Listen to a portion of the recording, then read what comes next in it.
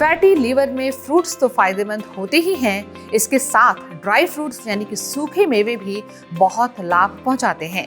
ये dry fruits भी एक तरह के फ्रूट्स ही होते हैं, लेकिन जैसा कि इनके नाम से स्पष्ट है, इन्हें सुखाकर इनका पानी पूरी तरह से खत्म कर दिया जाता है और अंत में जो बचता है वो तमाम तरह के न्यूट्रिएंट से भरपूर फल होता है। ड्राई फ्रूट्स की खूबी ये है कि ये जल्दी खराब नहीं होते।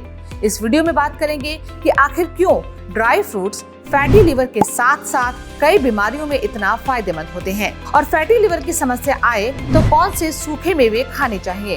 पहले तो आप ये जान लीजिए कि ड्राई फ्रूट्स को सुखाने के बाद भी इसमें मौजूद न्यूट्रिएंट्स ओरिजिनल फ्रूट के न्यूट्रिएंट्स के बराबर ही होते हैं। इन्हें सुखाने से उनके पोषक तत्वों में कमी नहीं आती, बल्कि इनमें ओरिजिनल फ्रूट्स के मुकाबले 3.5 गुना ज्यादा फाइबर मौजूद होता है। हालांकि सूखने की वजह से इनके विटामिन्स नष्ट हो जाते हैं। ड्राई फ्रूट्स फाइबर, एंटीऑक्सीडेंट और विशेष रूप से पॉलीफेनॉल का एक बड़ा स्रोत है। पॉलीफेनॉल से बॉडी में ब्लड फ्लो बेहतर होता है। ये शरीर की इम्यूनिटी भी बढ़ाते हैं। नेशनल लाइब्रेरी ऑफ मेडिसिन में साल 2018 में प्रकाशित एक स्टडी के मुताबिक रोजमर्रा के भोजन में ड्राई फ्रूट्स को शामिल करने से लाइफस्टाइल से जुड़ी बीमारियों की आशंका 23% तक कम हो जाती है।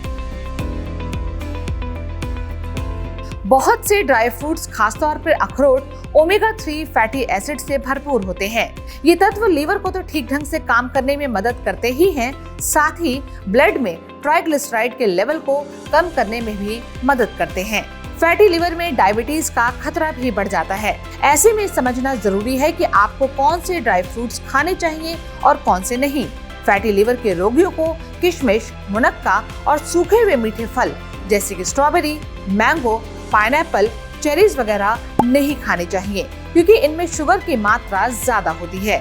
वहीं बादाम, अखरोट, काजू और पिस्ता जैसे ड्राई फ्रूट्स का सेवन किया जा सकता है।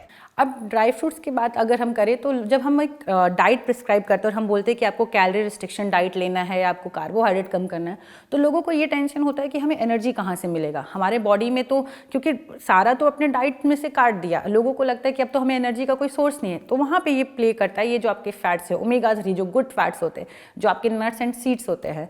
क्योंकि जैसे आपके नट्स हो गए, आपके आलमंड्स हो गए, वॉलनट हो गए, कैशू नट हो गए, आपका पिस्ता हो गया, आपके अंजीर हैं। अगर सीड्स की बात करें तो chia seed, flax seed, sunflower seed, pumpkin seed, ये सब में जो विटामिन्स और मिनरल, फॉलेट, मैग्नीशियम, कैल्शियम, अगर बात करें पोटाशियम, ये सब की मात्रा बहुत अच्छे होते हैं, जो ना कि सिर्फ आपके लिवर को प्रोटेक्ट करते हैं, साथ ही साथ आपकी कोलेस्ट्रॉल की मात्रा को कम करते हैं, ब्लड ग्लूकोज लेवल को प्रोटेक्ट करते हैं, आपके ब्लड ग्लूकोज लेवल को बैलेंस में रखते हैं, लिवर डैमेज होने से उसको प्रोटेक्ट करते हैं, साथ ही साथ आपके हार्ट फ्रेंडली भी बहुत होते हैं, क्योंकि उसमें ओमेगा 3 है, एंटीऑक्सीडेंट रिच है।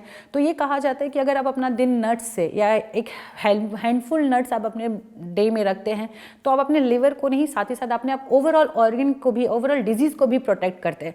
तो नट्स एंड सीड्स हमारे बॉडी के लिए बहुत ही ज़्यादा इंपॉर्टेंट है।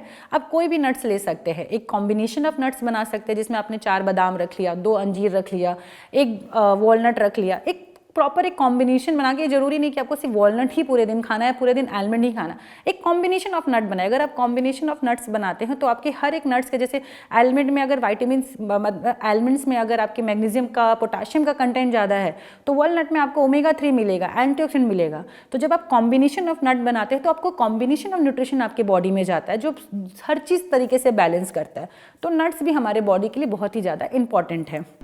यहाँ एक बात का ध्यान जरूर रखें कि ड्राई फ्रूट्स उतना ही खाएं जितना एक्सरसाइज या फिजिकल एक्टिविटी कर सकें, ताकि ये शरीर में इकट्ठा ना हो सके। वीडियो पसंद आया हो तो शेयर करें और चैनल को अभी तक सब्सक्राइब नहीं किया हो तो जरूर कर लें।